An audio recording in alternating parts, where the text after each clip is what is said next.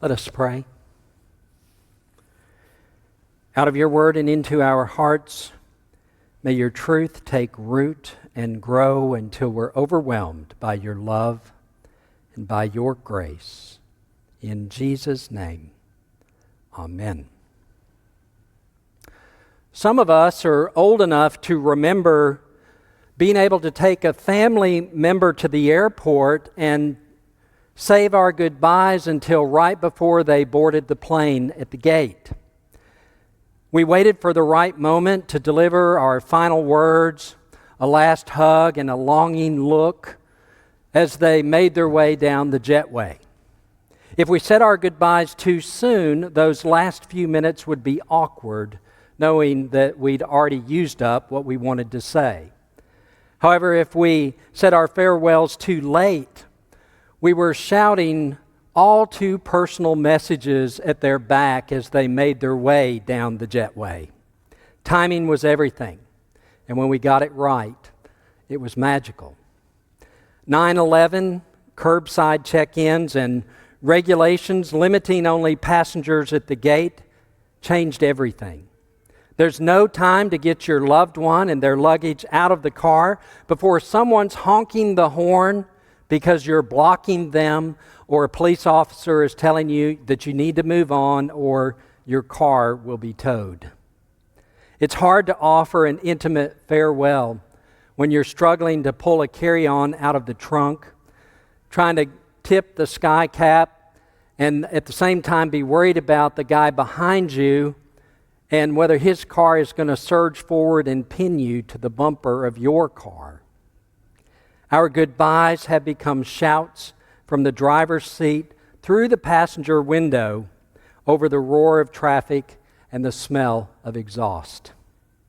Goodbyes are important.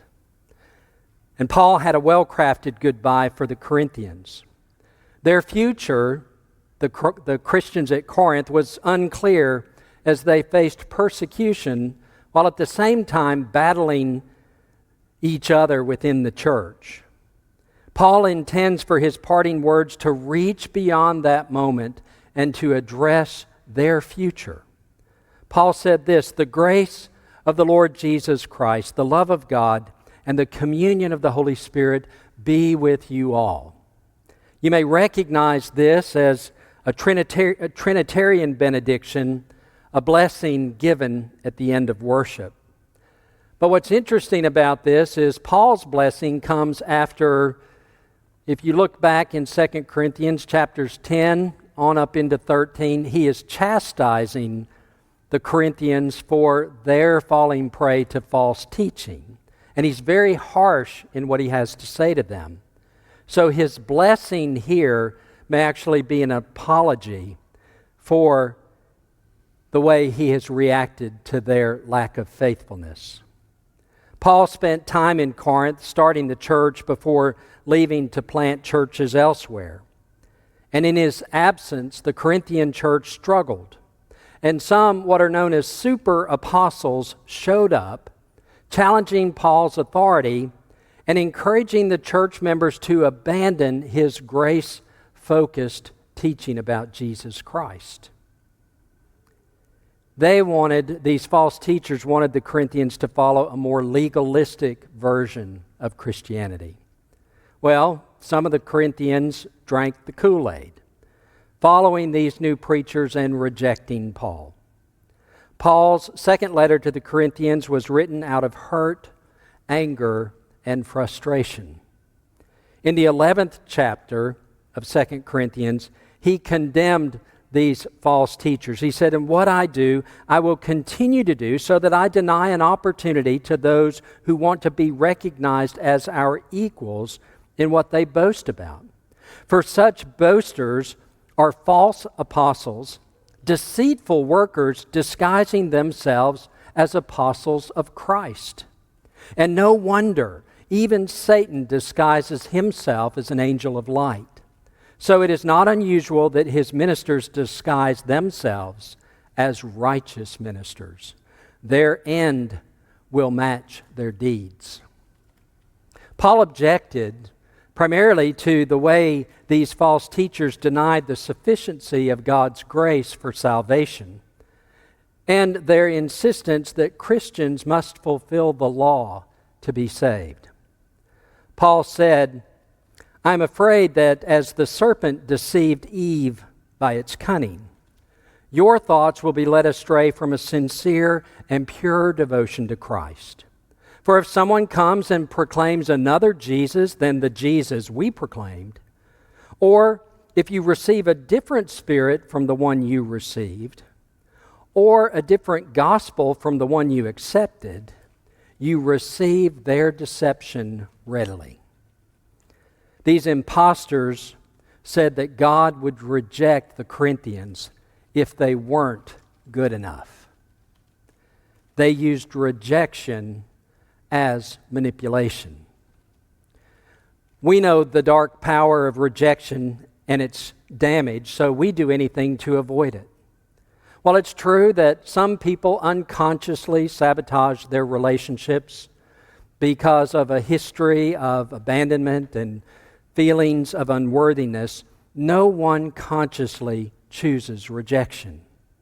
We guard against it because rejection can hurt us in ways that nothing else can.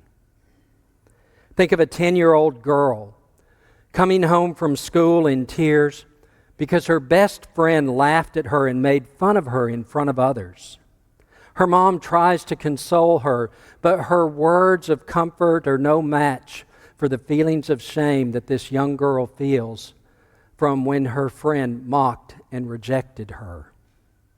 The girl spends all afternoon alone in her room, crying, wondering whether she can ever show her face in public again. When she returns to school the following day, she returns as a wounded soul, and the hurt within leaves her fearful, ashamed, and hesitant to be herself. Rejection destroys our confidence, leaving us defensive and tentative and wanting just to disappear into the walls as if we weren't even there.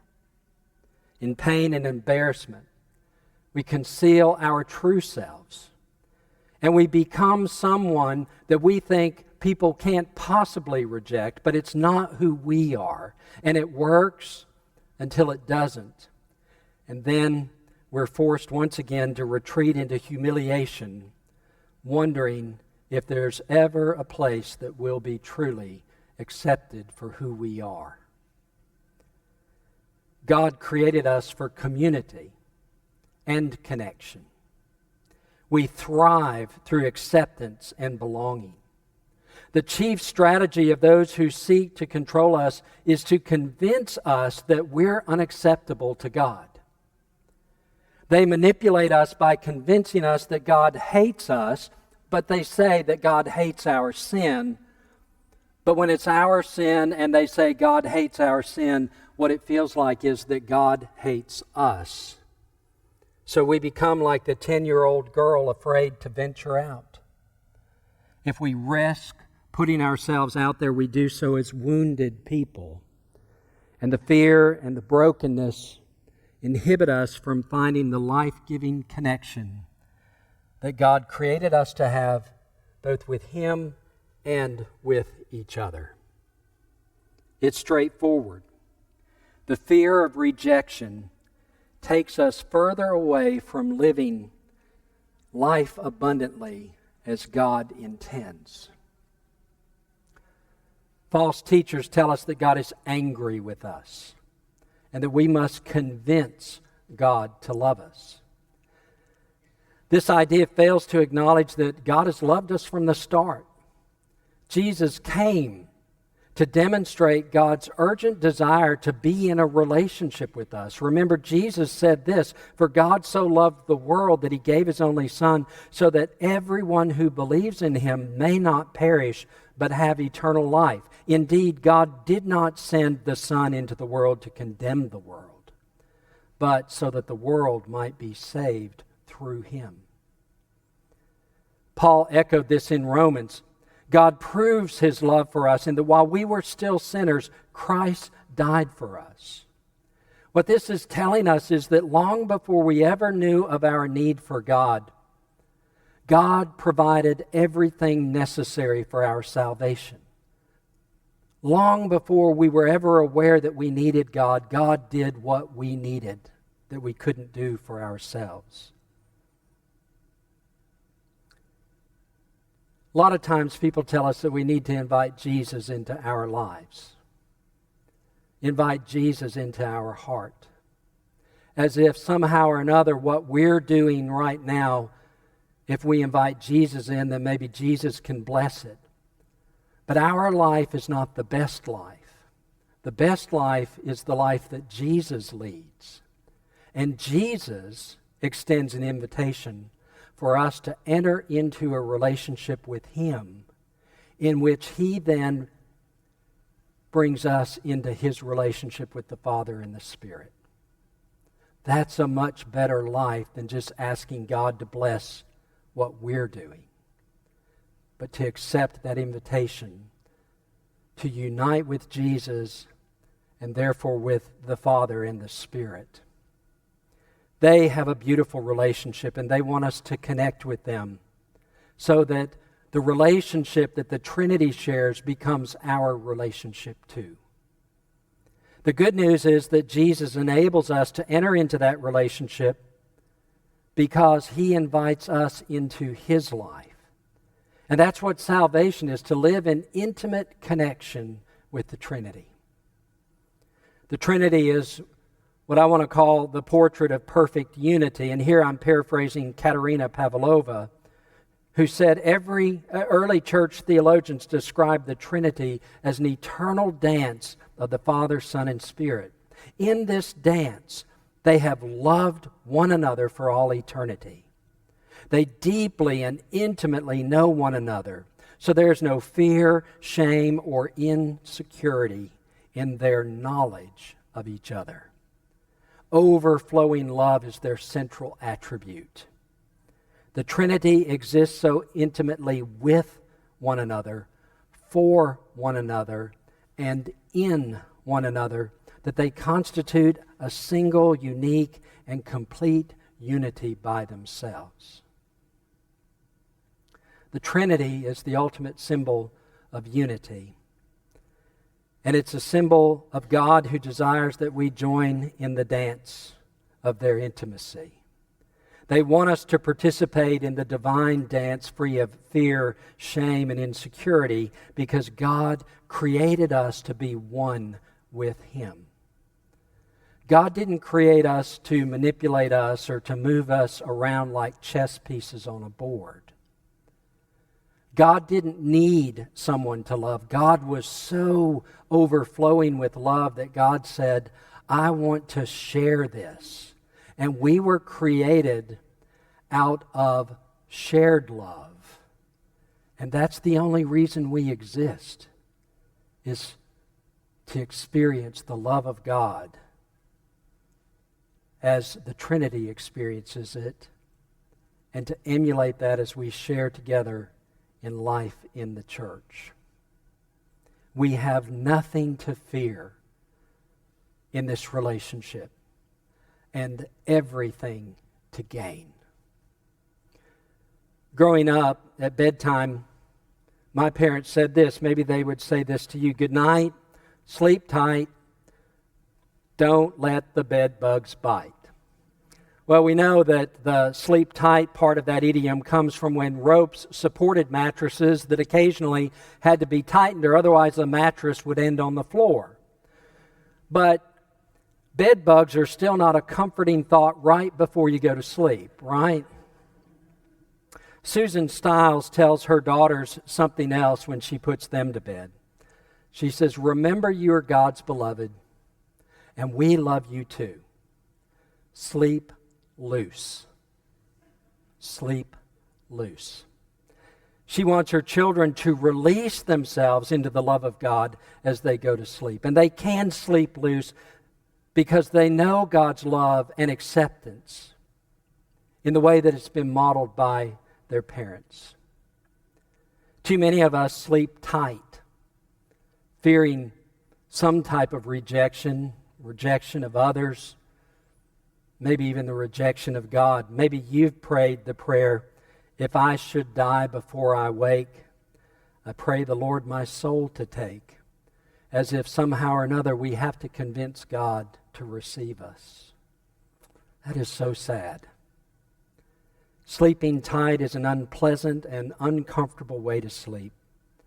However, when we know that we are accepted, included, and loved, then our rest brings the comfort and security of sleeping loose. So my challenge to you today is sleep loose. Some of you may have already been doing that. Trusting that God loves and accepts you as you are, and believing that Jesus wants to take you into his relationship with the Father and the Spirit, so that you can experience the fullness of what God experiences in communion with self. It's a beautiful, beautiful thing to long for. Remember, you have nothing to fear. And as Paul said, cheer up. Pull yourselves together. Listen to God's truth. Settle on it together. Live in peace. And the God of love and peace will be with you. In the name of the Father, and the Son, and the Holy Spirit. Amen and amen.